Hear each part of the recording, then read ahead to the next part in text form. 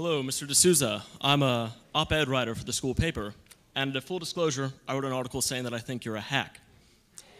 Now, I came with an open mind, and I was disappointed to find that much like much of the current president's comments, yours are based on sort of shallow logic, lack of expertise, no real facts, and economic ignorance. But, and some conservatives have said that too, but I have a question about the broader conservative philosophy, and this gets back to what you said about trade. Now, you said that, we got to, get trade back in order. But with the trend in technology nowadays, the real threat is not trade and loss of jobs overseas, but automation, artificial intelligence, the replacement of many of the jobs that serve as a starting level for economic advancement. What role does conservatism have in a world in which machines and automation can take the place of much of human labor and activity that generates income and value for everyday people? All right, well, man, let me say this.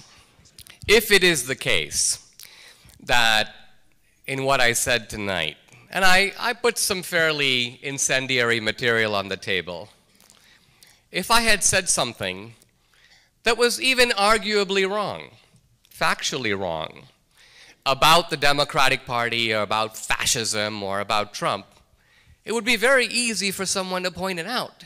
So normally, if you're going to call someone a hack, you should kind of try to establish your own bona fides.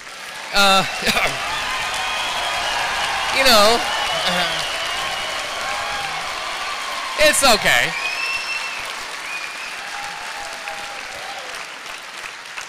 It's okay. Look, a certain amount of moral indignation is the staple of being a late teen. And so I think we should be indulgent. Now, technology. Look, here's the point. We have seen in the United States the ordinary working guy, I don't just mean the white guy, the black guy, the Hispanic guy, the working class in this country has been hit by three powerful winds blowing in the same direction. And those winds are named globalization, immigration, and technology. Now, what does the Democratic Party plan to do about any of these? And the answer is nothing. Nothing. Obama did nothing. Hillary proposed to do nothing. In fact, what the Democratic Party wants to do is to increase the problem of illegal immigration, motivated solely by getting Democratic voters, with complete indifference to the impact on the worker.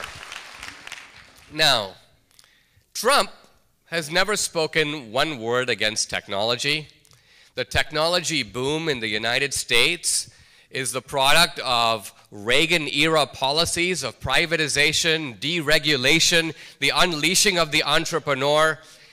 If you don't believe me, when I came to the United States, the entrepreneur was in a funk.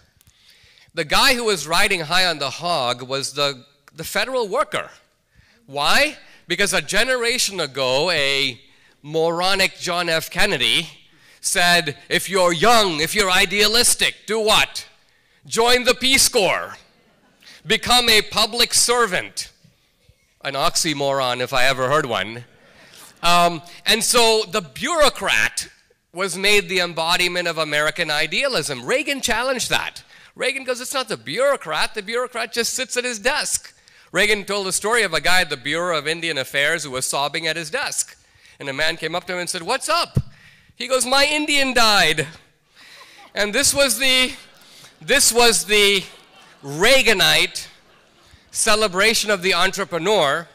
And if you talk to young entrepreneurs, Michael Dell and others, they will tell you that the Reaganite mood of optimism is what launched Microsoft in 1982 and Dell in the 80s and this whole technology boom. So, in short, Trump recognizes the great benefit of technology. But he also realizes that in a society, it's not fair for a whole bunch of people to gallop tremendously ahead while a whole bunch of hardworking people are left behind. What kind of American dream is it that only works for some people. If we're going to have ladders of opportunity, everybody should be able to see a ladder.